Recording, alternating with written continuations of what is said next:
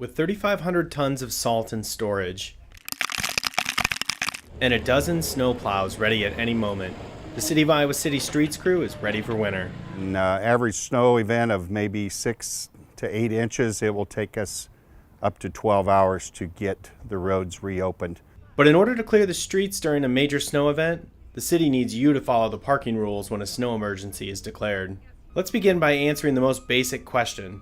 How does the city decide when to declare a snow emergency? When we have a storm that's coming that is true to be intense, numerous inches, 7 to 10 to 12 inches, we begin to look at the safety on the streets, whether or not there's already an accumulation of ice and snow, whether or not our 12 plow routes will be able to keep those roads safe for our citizens to travel on. By taking all those factors into consideration, the city manager's office makes the final decision. Once a snow emergency has been declared, the next step is to inform you, the public, through as many outlets as possible. Via Facebook, radio stations, TV stations, our cable TV, many different ways so that people have plenty of time to move their cars to the proper side of the street or to their driveways, preferably their driveways, during that 48-hour period of snow removal that we'll be doing. Aside from the ways that Carol mentioned, the city also posts all alerts on the homepage of our website. Additionally, we do send out alerts to anyone who subscribes to our e-subscription service. Because snow emergencies impact all drivers, including people from out of town, the city also provides warning signs. At the 12 entrances to the city, we have drop-down signs that you don't even notice they're there until we have a snow emergency, and it tells you where to go for information. It's bright orange, and once you come into the community and you see that, you begin to realize, guess what, I better be thinking about where I'm parking. The city will allow a minimum of 4 hours before parking enforcement begins, but it's important that you act quickly. The biggest obstacle is when cars are parked directly across from one another and that we're not able to get a truck through that narrow opening that's created. So where can you park? For roads where you are normally allowed to park on both sides of the street, drivers will have to alternate which side of the street they park on based on the calendar date. So we've declared a snow emergency on Tuesday, the 1st of the month. So that's the odd side of the street. So you'll need to park your car on the odd side of the street for that day.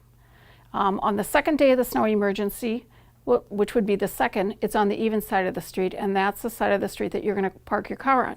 Drivers must still follow all posted signs during a snow emergency, meaning there is not an exception for streets where parking is only allowed on one side of the street or prohibited altogether. You must still follow those rules. If you don't, you will prevent snowplow drivers from doing their jobs. If it looks too tight, the operator will not go there, and therefore the street will remain unplowed. The city does offer some additional parking options for drivers.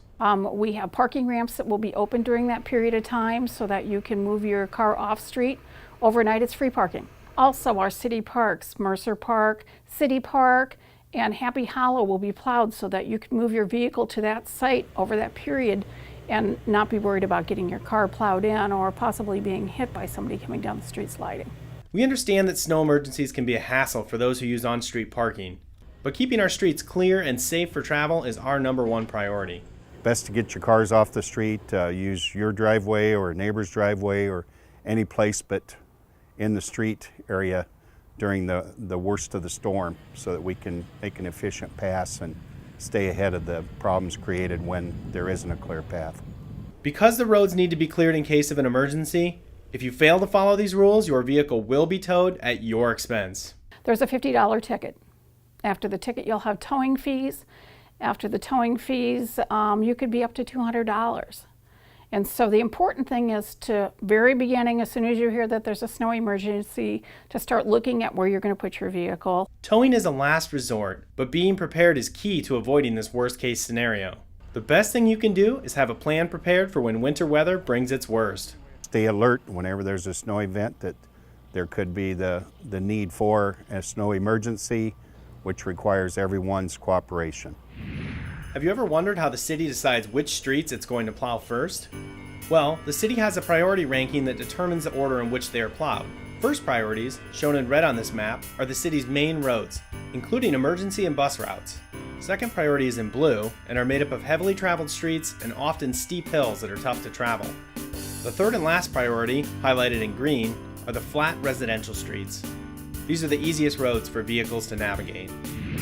It's more than just roads that need to be kept clear. All homeowners are responsible for shoveling your walk. All sidewalks must be cleared within 24 hours of a snowfall of 1 inch or more. You must clear the entire walk, not just a portion of it. Many people forget that there are multiple reasons to keep your sidewalk clear. It's a safety issue. You don't want people walking out in the streets. You want them on the sidewalks. We have very specific regulations on clear width down to concrete because we do have people that are using assistive devices like a walker or a wheelchair to travel down the sidewalk. So it's important that those rules are followed. If you are renting a property, check with your landlord ahead of time to determine who is responsible for snow removal. Here's a few different ways you can report a property that hasn't been cleared. You can use the IC Gov Express app for any smartphone. It's available for free download at the city's website. You can also make a complaint online by going to icgov.org/icgovexpress. Or you may dial the complaint hotline, which is 319-356-5152.